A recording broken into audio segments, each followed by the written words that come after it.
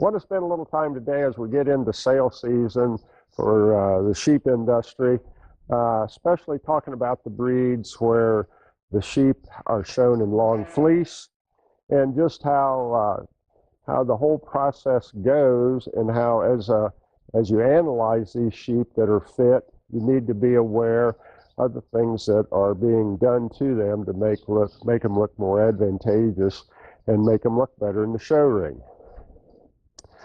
This is a Tunis yearling ram, and he was shorn last fall, and you can see fleece there probably right in here, 2 inches. And as we go back here, actually you can see lots of wool there, and the wool right there may be as much as 3 inches. Okay, here's the wool length on the rump. You can see quite a bit there, probably 2 inches. Notice here too, also up here, probably 1.5 inches.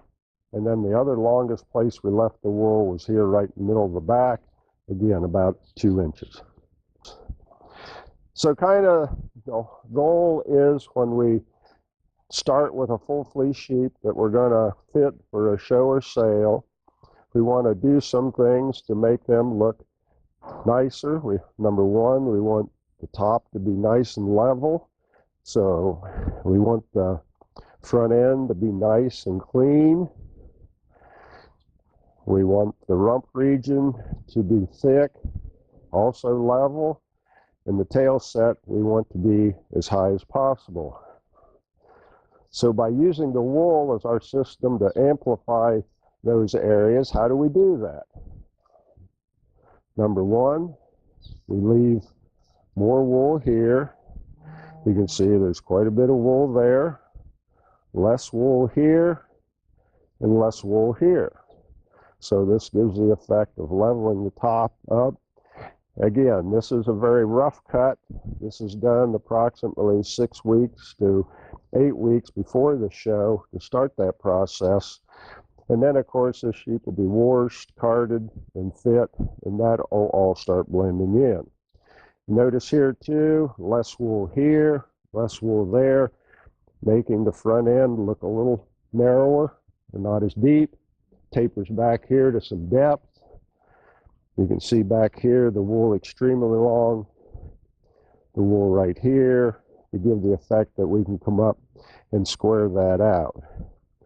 Left wool here in the back of the neck too, and as we analyze them in neck-shoulder junction, that'll give a little more fullness to the back of the neck, bring the angle up a little better when the head's up, and really make the sheep extremely nicely balanced.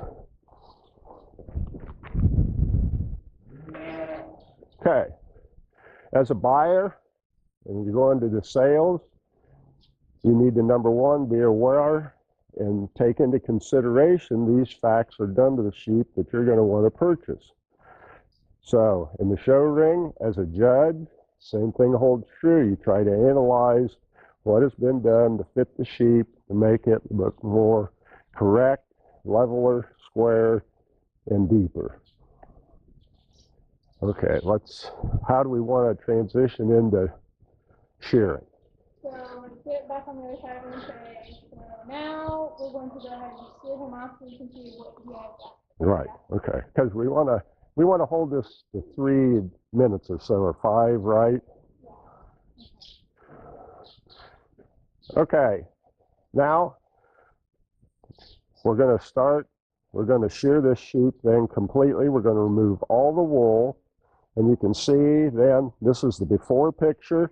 Again, notice nice neck shoulder junction here, level top, the front end nice and smooth, very level here. As we look at this angle here, very thick here, a high tail, and legs set there very nicely. So now we're going to get and shear this sheep completely, and then you'll be able to compare before and after pictures. So this is what you're trying to decide.